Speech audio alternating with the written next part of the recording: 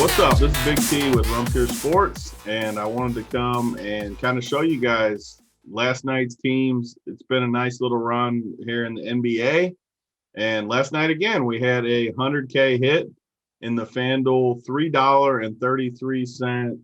Not even sure what the name of it is, but they've had the tournament all year long, every single night, and I've kind of been putting 150 teams in this tournament and treating it as a learning experience. Almost $500 I think it equals in a night to kind of just get better at multi-entering, because I've always felt that I'm a little weaker in that area. I've always been a 1 to 3 lineups type person, and I wanted to get better. So this is a good opportunity, because a lot of the NFL ones and other ones are $10 or 15 or even $20, where you invest a lot more money to get good at the multi-entering. And I want to be better at it, obviously, because that's where a lot of the money is.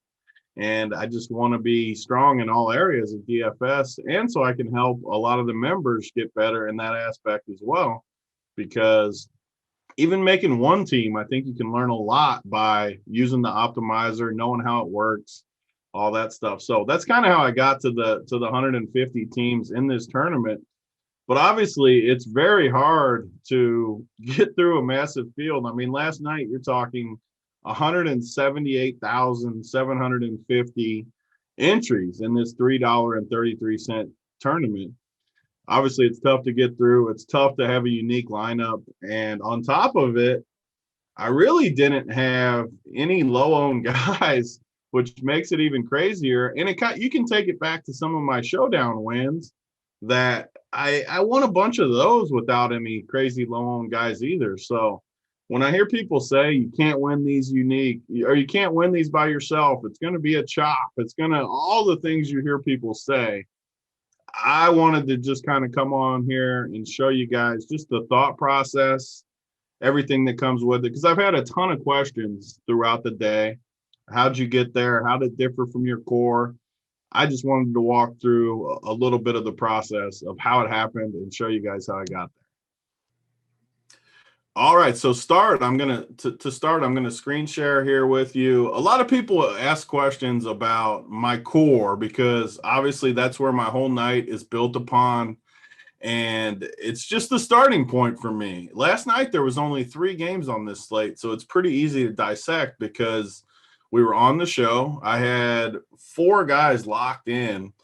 If you want to look at the screen here, we got on the show. We were doing the show after the early games locked, and my core was Van Vliet, Norman Powell, Pascal, and Giannis. So I had 4 guys locked in the early game. And then one of those guys wasn't in my core. I can't remember which one, but 3 of those 4 were in my core. And then after that, I had Schroeder as one of my point guard spots, who obviously plays for the Lakers. And he got scratched at about half hour before the late game, which was about an hour and a half after the early game started. So I knew I had to get Schroeder out. And also I had Whiteside as my center in my core. So that's 2 core pieces that I started the night with that I like too. I love Schroeder. I thought Schroeder was basically a lock on FanDuel at his price point with Anthony Davis out. A lot of usage in that area. But once the news hits, he's out. The news also hits that Whiteside isn't starting, so that's a slight downgrade. So I know with my core, I had to change things up and figure out what to do, because also you had the LeBron factor, where LeBron obviously is going to get a boost because Schroeder's out, Anthony Davis is out. He looks like a really, really strong play, but the problem is I already had 2 small forwards locked on my core, where I can't play LeBron. So what do? You got Alex Caruso and KCP, 2 guys that aren't very good, but they're super cheap, which let me go up to De'Aaron Fox. Again, I'm just talking about the core so everyone can understand the whole process. This wasn't the winning team. We'll circle back to the winning team and how I got to that in 1 second. But in the core, if I had to do a core with all the news, I would have for sure put Bielisa in there. And he was in my core on DraftKings, but on FanDuel, I don't know if he was in the original core. But he's an easy play in there. Obviously, Giannis. Everything pretty much comes together where all I had to do was play De'Aaron Fox, who I didn't love on the slate, honestly, but it's what it got me. It just got everything else I needed. Montrezl Harrell and Whiteside were similar price. Montrezl Harrell didn't do anything, and neither did Whiteside, which now in turn to circle back to the winning team and all because I ended up with 4 teams in the top 10, which I can show. Let's go to all entries here. 4 teams in the top 10 where I didn't have those guys. So here's the first place team. We got same thing, the 2 cheapies.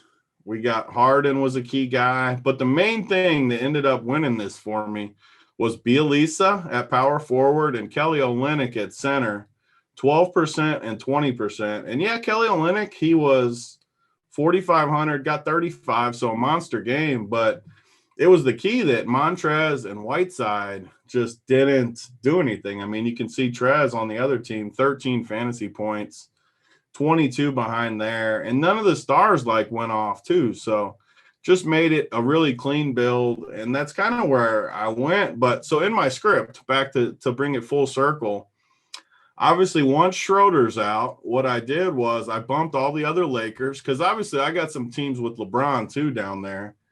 And I bump all the Lakers, so Caruso and KCP and Kuzma and LeBron. I go into the lineup builder and bump all of their numbers up a decent amount with Schroeder out and with obviously Anthony Davis was already out coming into the slate. So I bump all of them. Then we get the news that Whiteside is not starting and Bielisa and Bagley are both in the starting lineup. So I do the same thing with Sacramento. I come in, I bump Bielisa way up his projection. I bump Bagley up and I lower Whiteside in the optimizer. And then I run 150 teams again with all my early guys locked in, of course, because they're already locked in. And this is just what it spits out, literally by using the optimizer and changing my numbers where I need them.